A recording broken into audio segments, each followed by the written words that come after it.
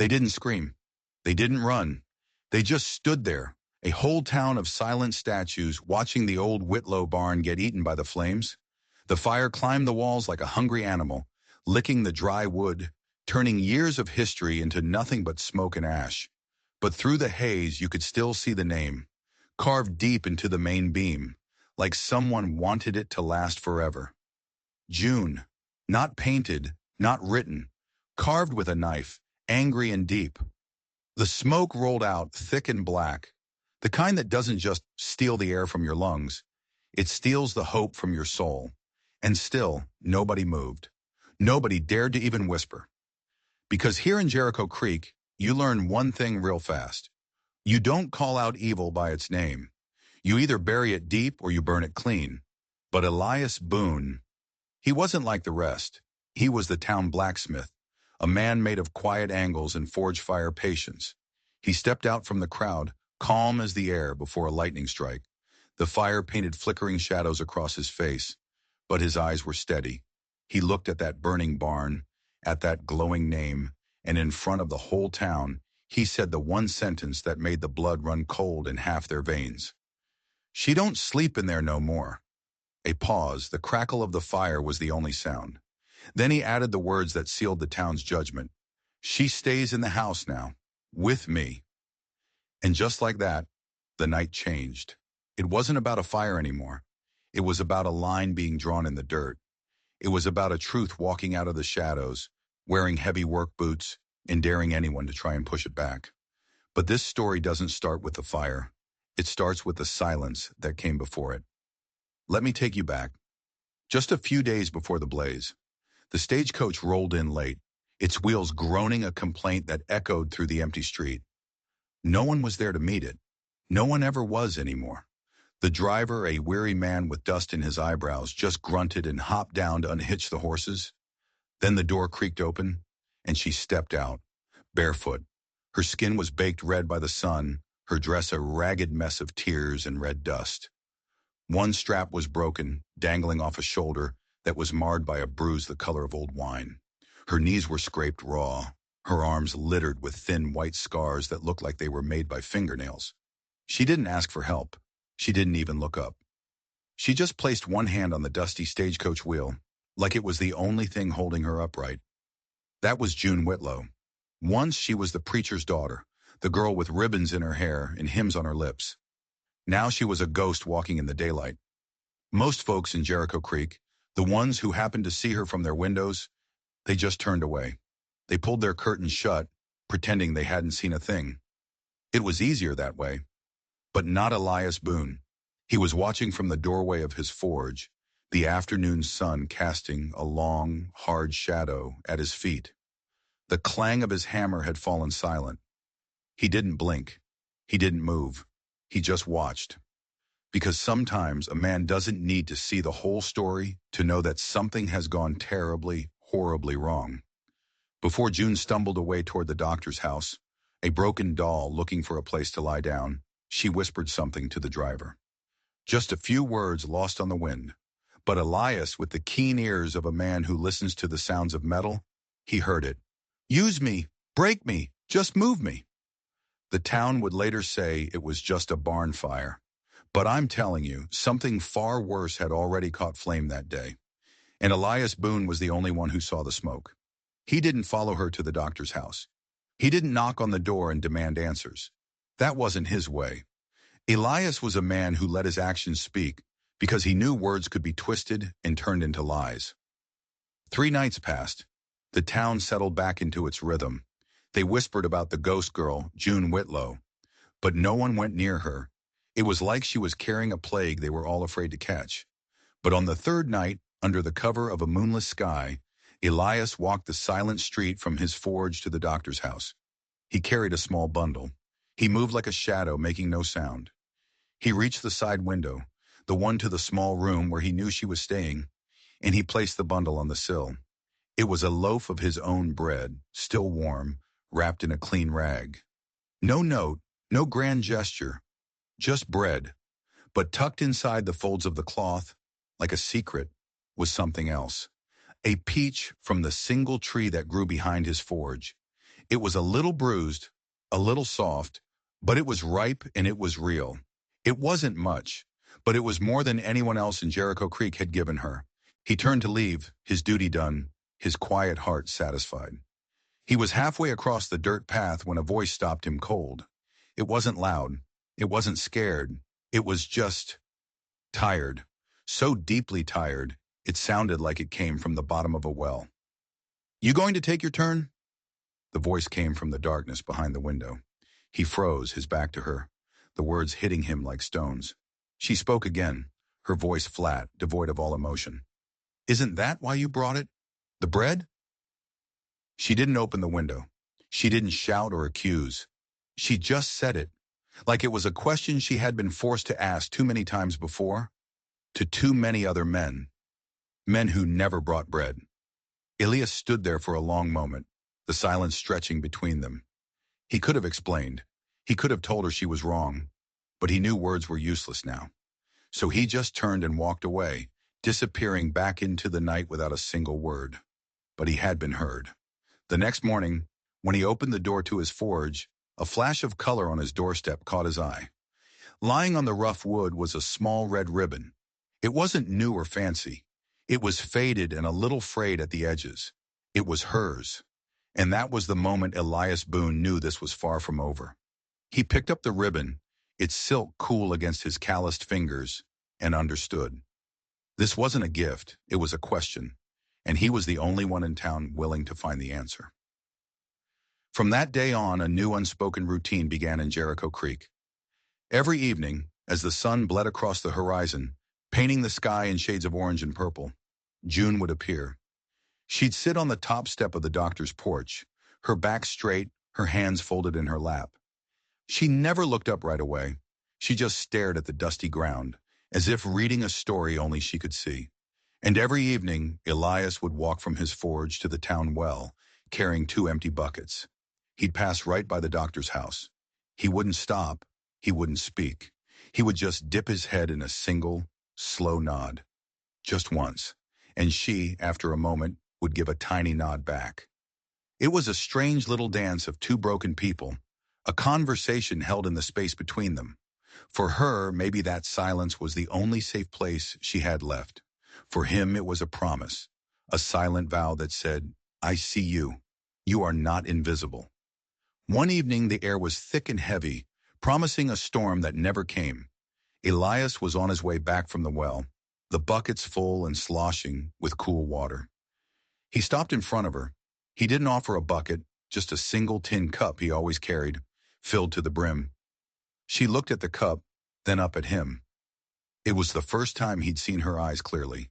They were the color of a stormy sea, and they held more pain than any one person should ever have to carry. She took the cup, her fingers brushing against his.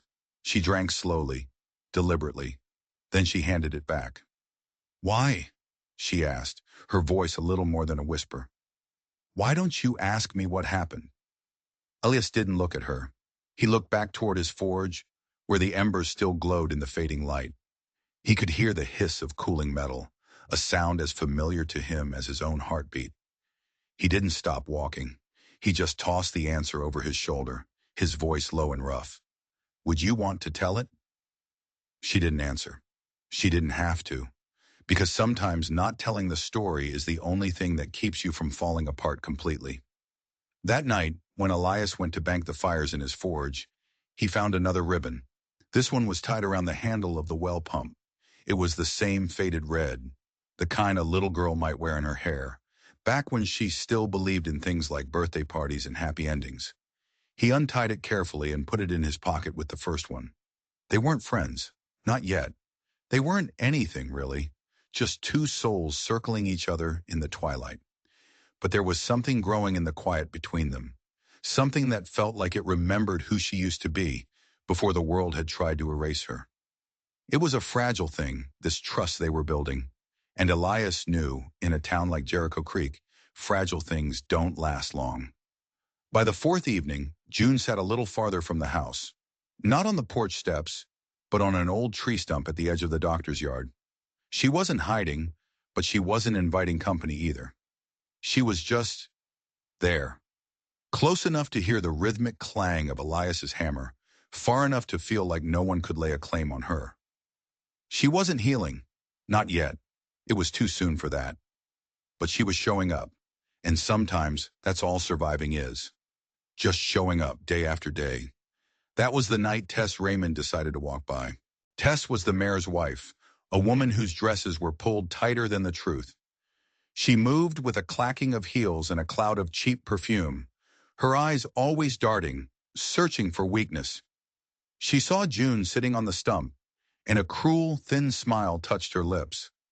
She slowed her pace, just enough for her words to land like poison darts. "A girl like that shouldn't sit where decent folks have to pass," she said loud enough for the whole street to hear. "There ain't no dignity left in her bones." Elias heard it from inside the forge. The windows were open to the evening air, and Tess's voice carried like a shrill bird call. He didn't raise his head. He didn't stop his work.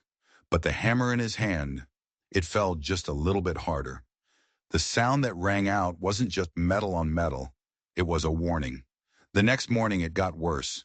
3 local boys, barely old enough to be called men, mostly made of cheap beer and misplaced confidence, decided to linger by the fence near the doctor's house. They knew June would be out there soon. They were waiting for her. They weren't loud at first, just leaning against the fence, laughing too hard at jokes that weren't funny, spitting tobacco juice into the dust. When June came out and sat on her stump, they started. One of them, a lanky kid named Billy, tossed an apple core. It landed by her foot with a dull thump. June didn't flinch. She didn't even look up. She just pulled her feet in a little closer. But the second one, a thick-necked boy named Jeb, he spoke. "Heard broken toys are easy to play with," he said, and the others snickered. The third one just laughed, a high, ugly sound. He pushed himself off the fence and started walking toward her, pretending to trip and stumble. His fingers brushed against the hem of her torn skirt, a casual violation disguised as a joke. That's when Elias came around the corner of the forge. He wasn't carrying a hammer. He didn't need one. He didn't yell. He didn't make a single threat. He just stood there, his arms crossed over his broad chest, and he looked at them. It was a long, slow, steady look. The kind of look a man gives when he's been quiet for too long and is starting to remember that he once fought wolves with his bare hands. There was no anger in his eyes. There was something far more terrifying. There was certainty. The boys, they withered under that gaze. Their laughter died in their throats. Their smirks melted off their faces. They backed away slowly, not running, but not walking proud either. They scurried off like rats caught in the light. Elias waited until they were gone. He looked at June, who was still staring at the ground. He gave his single, customary nod, and then turned and walked back into the forge. You'd think that would be the end of it. A quiet man standing up for a broken woman. A small victory. But that's not the twist. That night, June didn't sit out front. The stump was empty. The porch was bare. For a moment, a cold fear gripped Elias's heart. Had he made things worse? Had he scared her away? He checked the well. No ribbon.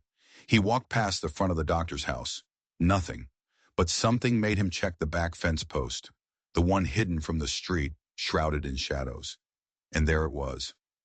Another ribbon. This one, however, was different. Tied into the knot, tucked securely in the faded red fabric, was a small, tarnished coin. And Elias's blood ran cold, because he knew what it meant. It wasn't a thank you. It wasn't a gift. It was a payment. She thought his protection, his kindness, had a price, just like everything else. She was trying to pay him for his services, to keep the transaction clean, because that was the only kind of world she knew anymore. A world where nothing was given freely. He didn't touch it. He just stood there in the darkness, his hand resting on the fence post long after the sun had gone down. Some stories don't need big battles to break your heart. Sometimes it's just a single tarnished coin tied up in a little girl's ribbon. And Elias Boone knew, standing there in the suffocating silence of Jericho Creek, that this wasn't just about protecting a girl. This was about fighting the darkness that had convinced her she wasn't worth protecting for free. If you're still here, you're not just a listener. You're a witness. This story isn't done. Not even close. So if you want to find out what happens when a quiet man decides to stop just being quiet and start being loud, hit that subscribe button. Because the storm that was promised, it's about to break. The next Sunday felt hotter than the devil's kitchen. The air was thick and still, and the sun beat down on Jericho Creek, baking the dust on the street until it was a fine, choking powder. It was the kind of day that frayed tempers and shortened fuses. June wore the same torn dress. It wasn't for show. It wasn't a statement. It was all she had left in the world. She walked down the steps of the doctor's house and headed for the general store. It was only 10 steps from the porch, but in a town like this, 10 steps is far enough for trouble to find you. And trouble was already there, waiting. Jack Puller was propped against the store's railing, one dusty boot up on the wood. He was a man who was always chewing on something, like he was trying to work out a grudge with his teeth. He was Jeb's older brother, and he carried the family meanness like a badge of honor. He saw her coming. A slow, greasy grin spread across his face. He tipped an imaginary hat. "Well now, Miss Whitlow," he said, his voice dripping with false courtesy. "Good to see you out and about." June kept walking, didn't look at him, didn't answer, didn't slow her pace. Her goal was the door to the store, and she was a ship sailing for a safe harbor. That's when he moved. He pushed himself off the railing, and his hand shot out, gripping her arm. It was a hard, bruising grip, and he yanked her halfway off her feet, spinning her around to face him. "What's the hurry, darling?" he sneered, his face too close to hers. "I thought you liked the attention." The slap echoed through the still Sunday air. But it wasn't her slap. It was his. A vicious backhand across her face that snapped her head to the side. June fell hard into the dust. A small cloud billowed up around her, and for a moment she was gone. A few people on the street gasped. The store owner peeked out his window and then quickly ducked back inside. Nobody moved. Nobody said a word. In Jericho Creek, you learn to mind your own business, especially when the business belongs to a man like Jack Puller. But they forgot about Elias. He stepped out of the blacksmith shop, wiping soot from his hands on a rag. He wasn't walking, he was marching. Each step was heavy, deliberate, like it was burning a hole in the ground beneath him. He didn't yell. He didn't ask what happened. He didn't give Jack a chance to explain or lie. He just hit him. It was one punch. A single, perfect, devastating blow that landed square on Jack's jaw. The sound was like a dry branch snapping. Jack's eyes went wide with surprise, and then they rolled back in his head. He dropped like a sack of grain. But Elias wasn't done. He reached down, grabbed Jack by the front of his shirt, and hauled him back to his feet. He slammed him up against one of the porch posts, the wood groaning in protest. Elias leaned in close, his face a mask of cold fury. And with a voice that was barely a whisper but carried more weight than a shout, he said, "You touch her again, and I'll bury your hand behind my forge." Jack just stood there swaying, blood trickling from the corner of his lip. He didn't argue. He didn't joke. He didn't even look back as he stumbled away, holding his jaw. June was still on the ground, pushing herself up slowly, dust clinging to her dress and her hair. She looked at Elias, her stormy eyes wide with a mixture of shock and something else. Something he hadn't seen there before. That night June didn't leave a ribbon on the well or the fence post. Elias found it on the anvil in his forge. Her old faded red ribbon. One end of it was blackened, burned crisp, but the rest of it was tied in a neat, perfect bow. He picked it up. It was a message. The past was burned away. Something new was being tied together. He folded it carefully and tucked it into his back pocket, next to the others.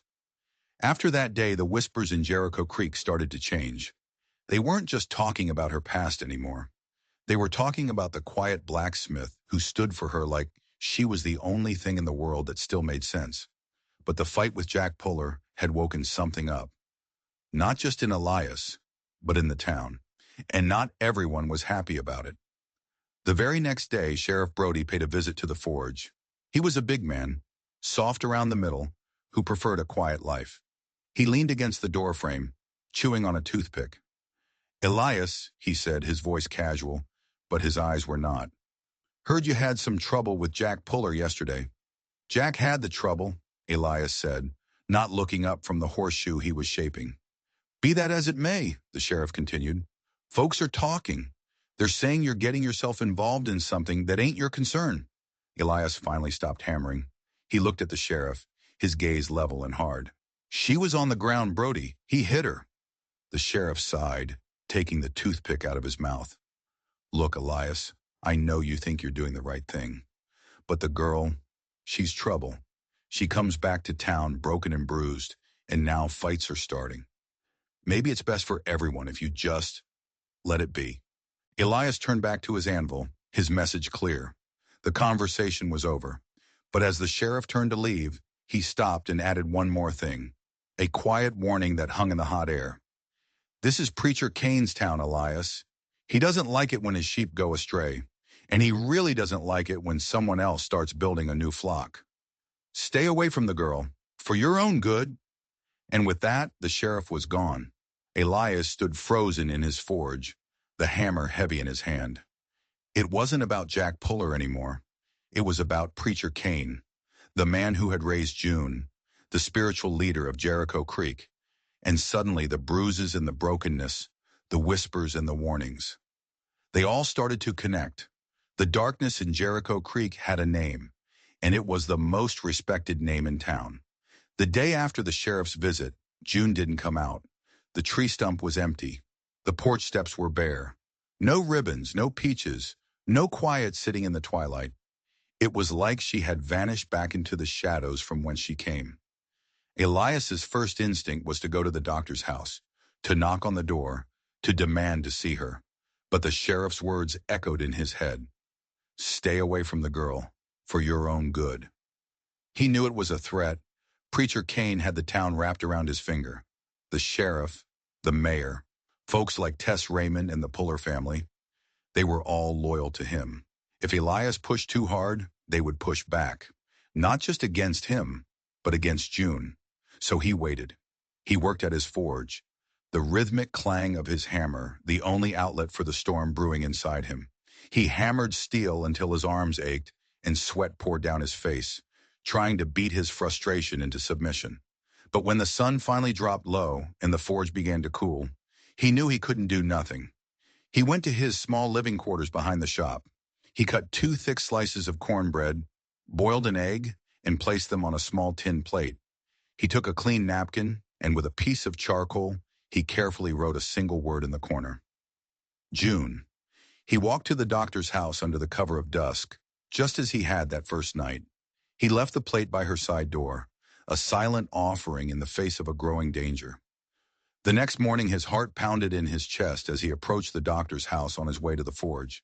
The plate was gone, and in its place was a single small white button. It wasn't fancy, it wasn't new. It was a simple, plain button from a woman's dress, the kind that might be overlooked. But Elias knew. He knew it was from the tattered dress she always wore. He picked it up, and for the first time in a long time, a slow smile spread across his face. Because that's how healing starts. Not with fireworks and grand declarations, but with quiet moments, with buttons and breakfast. It was her way of saying, I'm still here. I haven't given up. That evening she was back. She sat on the porch steps again, but this time she was closer to the street, closer than ever before. It was a small act of defiance, a silent declaration that she would not be hidden away. Elias walked back from the well, his buckets full. He didn't just nod this time. He stopped. He walked up the path and sat on the step beside her. He didn't say a word. He just sat there, a solid, unmovable presence in the fading light. They sat in comfortable silence for a long time, listening to the crickets start their nightly song. The town bustled around them, folks heading home for supper, their curious glances like stones skipping across the surface of the quiet pond between Elias and June. Then, just as the last sliver of the sun disappeared behind the hills, she did something that made his breath catch in his throat. She leaned her head against his shoulder. It wasn't a heavy, desperate gesture. It was light, a simple, trusting act. The way a person leans into something they know won't fall. He didn't move. He didn't speak. But he slowly raised his hand and rested it gently over hers, his rough, calloused palm covering her small, scarred fingers. And for the first time since she stepped off that stagecoach, June Whitlow closed her eyes without flinching. There's something powerful in a quiet man who just shows up, and something sacred in a woman who, after everything, chooses to stay.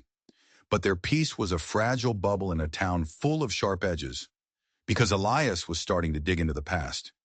He had gone to see Old Man Hemlock, the retired doctor who had first treated June when she arrived. Hemlock was old and his hands trembled, but his mind was sharp. "She had injuries, Elias," Hemlock had whispered, his voice dry as autumn leaves. "Injuries that don't come from a fall off a horse, and she had this." The old doctor had pushed a small, torn piece of paper across the table. It was from a hymnal. On it was a verse about purity and lambs, but on the back, scrawled in a panicked, shaky hand, were two words: the barn.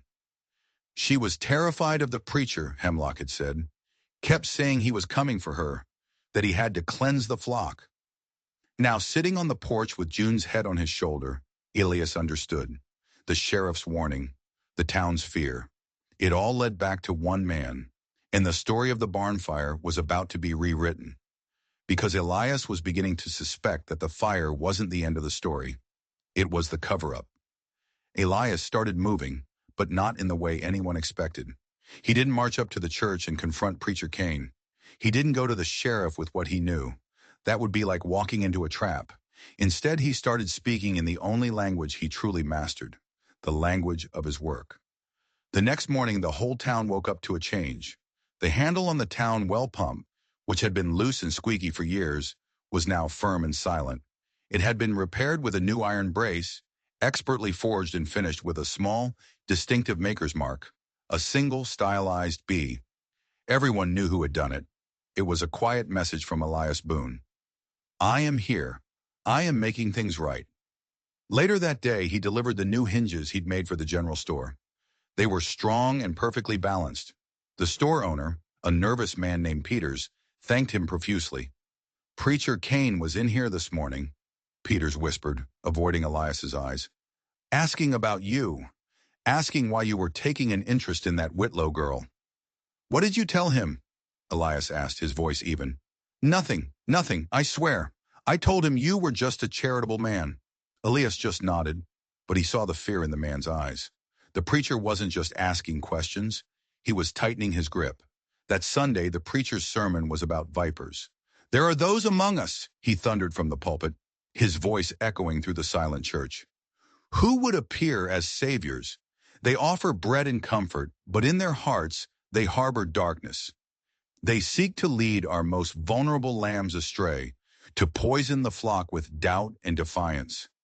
Beware the quiet man, for his silence hides a serpent's tongue." He never said Elias's name. He didn't have to. Everyone in the church knew who he was talking about. After the service, people who had known Elias his whole life now looked the other way when he passed. They crossed the street to avoid him. He was being branded, isolated. The town was choosing a side, and they were choosing the preacher. But the preacher had made a critical mistake. He thought his enemy was Elias. He had forgotten about June. He thought she was a broken toy, a silent ghost. He had forgotten that even ghosts can learn to speak. That evening, June didn't wait for Elias on the porch. She walked across the dusty street, her steps hesitant but determined. She walked right up to the wide open doors of the forge. The setting sun cast her long shadow before her.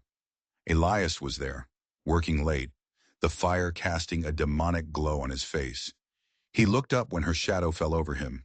He saw her standing there, a fragile silhouette against the dying light. She was holding the white button in her hand, clutching it like a talisman. She took a deep breath, and for the first time since she had returned to Jericho Creek, she spoke a full sentence to him. Her voice was shaky, but it was clear. "He told them I was the devil's child," she said. "He told the whole town that my mother had sinned and that I carried her corruption. He said the only way to save my soul was to purify it, with pain." The hammer fell from Elias's hand, clattering onto the stone floor. She took another step into the forge, into the light.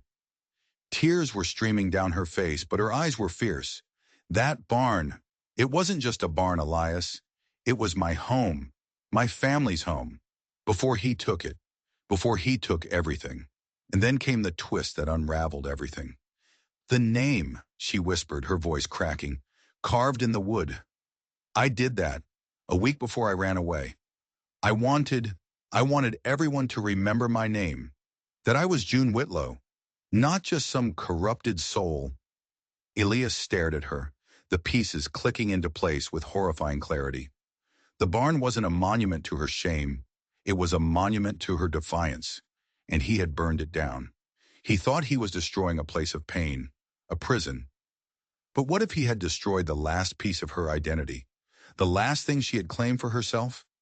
He felt the floor drop out from under him. Had he gotten it all wrong? Elias, she said, seeing the look on his face. You didn't understand.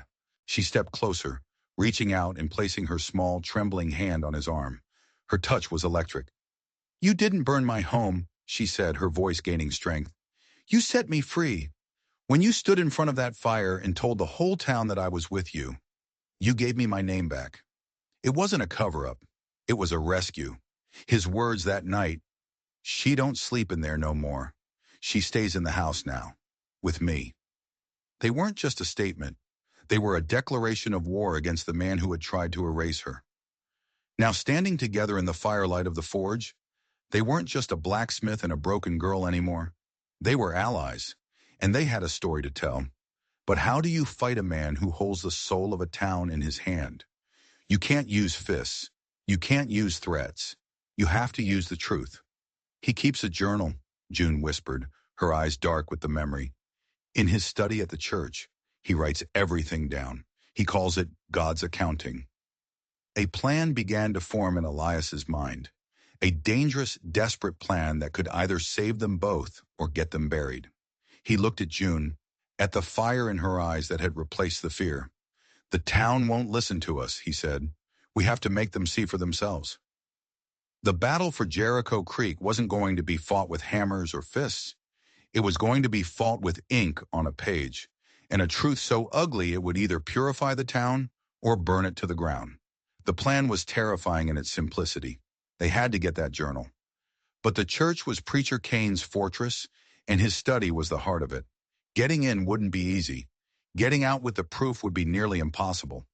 He leaves every Tuesday night, June said, her voice low and conspiratorial as they huddled in the dark forge. He goes to the next county over to meet with the other circuit preachers. He's gone for hours. Tuesday. That was 2 days away. For the next 2 days, Elias and June operated like ghosts. During the day, they kept up their routine. She would sit on the stump. He would nod from the well. They gave the town the show they expected. But at night, they planned. Elias, a man who could shape iron, now turned his mind to shaping locks. He studied the old iron lock on the church's side door, the one that led to the vestry. He made sketches in the dirt floor of his forge. On the second night, he forged a set of long, thin iron picks. They looked like surgical instruments, tools for a delicate and dangerous operation. Tuesday night arrived, draped in a thick blanket of clouds that swallowed the moon. It was a perfect night for secrets. They waited, hidden in the shadows of the forge, until they saw the preacher's buggy rattle out of town. The moment the sound faded, they moved. They crept through the sleeping town, two shadows flitting from one dark spot to the next. The church loomed before them like a sleeping giant. At the side door, Elias went to work. His hands, usually so steady with a hammer, trembled slightly as he inserted the picks into the lock. It felt like an eternity. Every creak of a floorboard from a nearby house, every bark of a distant dog made them flinch. Finally, with a soft click, the lock gave way. The door swung inward into pitch blackness. They slipped inside, Elias closing the door gently behind them. The air was cold and smelled of old paper and furniture polish. June led the way, her hand in his, guiding him through the dark maze of the church she knew so well. They reached the door to the study. This one was unlocked. The room was just as June had described it. A large oak desk, shelves overflowing with books, and a single chair.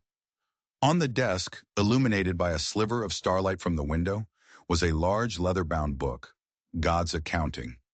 Elias reached for it, but June stopped him. Wait, she whispered. She pointed to the desk drawer. It's a decoy. He keeps the real one in there. Elias slid the drawer open. It was empty. A cold dread washed over them. Had he moved it? Did he know they were coming? June's eyes darted around the room, her memory racing. The floor, she breathed. Under the desk. Elias dropped to his knees.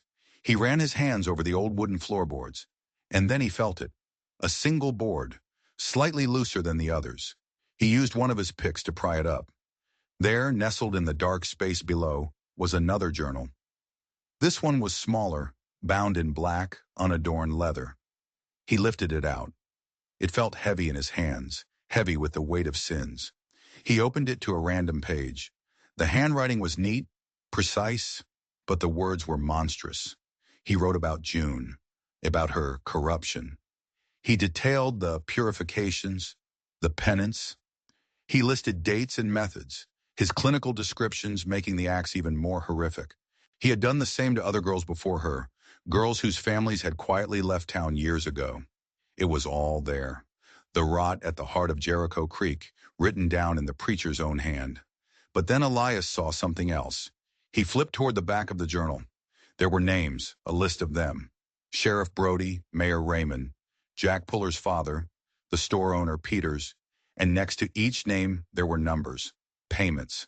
This wasn't just a record of his sins. It was a ledger. He hadn't just been abusing his power. He'd been blackmailing the most powerful men in town, using their own secrets to keep them silent and loyal. This was so much bigger than they had imagined. Suddenly, a sound from outside. The crunch of boots on gravel. Headlights swept across the study window, painting them in a sudden, terrifying light. A carriage had pulled up outside the church. But it wasn't the preacher's. It was the sheriff's. And he wasn't alone. Jack Puller was with him, and his brother Jeb. They were carrying lanterns and thick wooden clubs. It was a trap. The preacher had never left town. He had set them up. Elias slammed the journal shut. "The bell tower," he hissed, grabbing June's hand. They scrambled out of the study, back into the main sanctuary. They could hear the side door being unlocked. They didn't have much time. There was a small, narrow door at the back of the church. It led to the steep, winding stairs of the bell tower. They plunged through it just as the light from the sheriff's lanterns flooded the sanctuary. "They're in here," Brody's voice boomed. "Check the tower." Elias and June scrambled up the dusty stairs, the wood groaning under their weight. Below them, they could hear the heavy footsteps starting to climb. They burst out onto the small platform at the top of the tower, the night air cold on their faces. The church bell hung above them, a silent, bronze giant. The town of Jericho Creek was spread out below, a patchwork of dark roofs and sleeping streets. There was nowhere else to go. They were trapped. The footsteps were getting closer, louder. Elias looked at June, at the journal clutched in his hand, and then at the bell. An idea, a crazy, desperate, all-or-nothing idea sparked in his mind. "They want us quiet," he said, his voice grim. "So we're going to get loud." He grabbed the thick, frayed rope that hung from the bell. June's eyes widened as she understood. Just as the sheriff's head appeared at the top of the stairs, Elias threw all his weight onto the rope. Bong! The sound ripped through the silent night, a deafening, earth-shaking peal that shattered the peace of Jericho Creek. It wasn't the gentle ring for Sunday service. It was a frantic, desperate alarm. Lights blinked on in houses all over town. Windows were thrown open. People stumbled out onto their porches, confused and afraid. The church bell was only ever rung like that for one reason: a fire, a flood, a catastrophe. Bong, bong, bong. Elias pulled on the rope again and again, the sound a physical blow against the night. The sheriff and the Puller brothers were on the platform now, advancing on them, their faces furious in the lantern light. "Stop it, Boone!" the sheriff yelled over the noise. "You're finished!" Jack Puller lunged for Elias, but he underestimated the blacksmith. Elias let go of the rope, sidestepped, and used Jack's own momentum to send him crashing into the bell itself. The impact produced a sickening, muffled clang. June, no longer a victim, acted. She grabbed a handful of dust and grime from the floor and flung it into Jeb's eyes. He howled, stumbling back, temporarily blinded. But the sheriff was on Elias, his heavy frame tackling the blacksmith to the ground. The journal flew from Elias's hand, skittering across the wooden platform. Down below, the town square was filling with people. They stared up at the bell tower, at the flickering lanterns and struggling silhouettes. They could hear the shouting, see the fight. Preacher Cain was there now, too, standing at the edge of the crowd, his face a mask of cold, calculated fury. He had expected to catch two thieves in the dark. He had not expected this. He had not expected the whole town to be his audience. Back in the tower, the sheriff had Elias pinned. "It's over," he grunted, trying to get his hands around Elias's throat. But Elias wasn't fighting him. He was looking at June, and he yelled one word. "Read!" June scrambled for the journal. She grabbed it, her fingers fumbling with the pages. The sheriff saw what she was doing and made a desperate grab for her. But Elias bucked, throwing the bigger man off balance for just a second.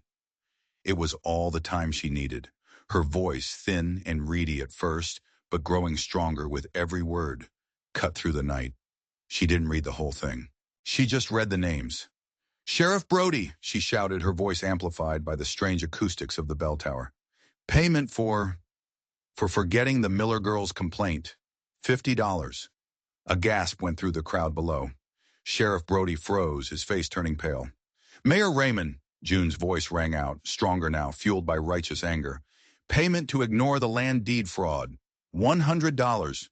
Tess Raymond, standing beside her husband in the crowd, let out a small shriek. "Daniel Puller," she cried, her voice breaking but unstoppable. "Payment to silence the witness to the stable fire. $200. One by one, she read the names from the ledger. The secrets of Jericho Creek, the quiet sins and dirty deals that held the town together, were being laid bare for everyone to see. The crowd below wasn't just a group of onlookers anymore. They were a jury. Preacher Cain saw his power crumbling. He started shouting, trying to drown her out. "Lies, slander from a corrupted, fallen woman. She is the serpent." But it was too late. The spell was broken. And then June found the preacher's own entries. She read aloud his twisted justifications for his abuse, his sick purifications. She read them in a clear, unwavering voice, a voice that had been silenced for far too long. The crowd fell into a dead, horrified silence. They were finally hearing the truth. Not from the pulpit, but from the bell tower. Sheriff Brody, defeated, rolled off Elias. He just sat there on the platform, his head in his hands. The Puller boys, seeing the tide had turned, simply backed away into the shadows. Elias got to his feet. He walked over to June and stood beside her, his hand on her shoulder. They stood there together, under the great silent bell, looking down at the town that had judged them.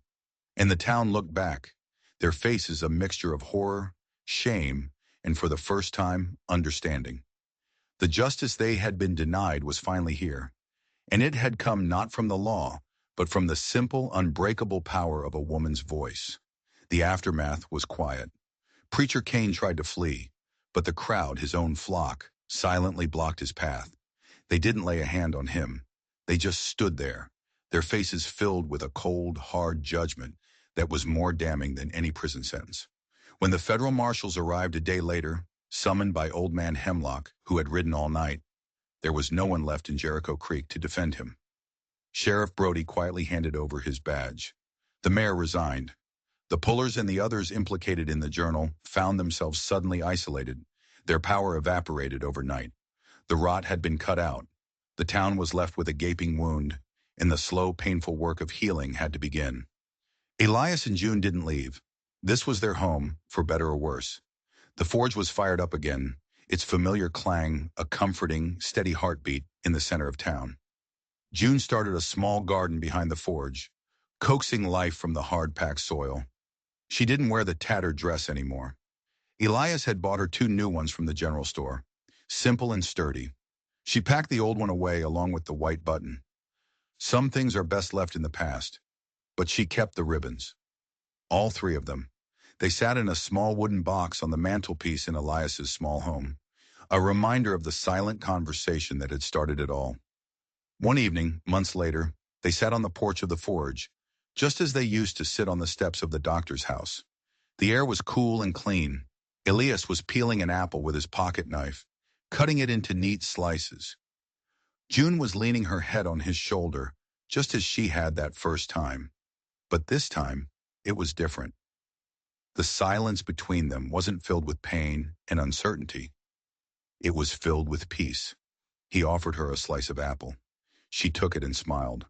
A real, genuine smile that reached her stormy eyes and made them bright.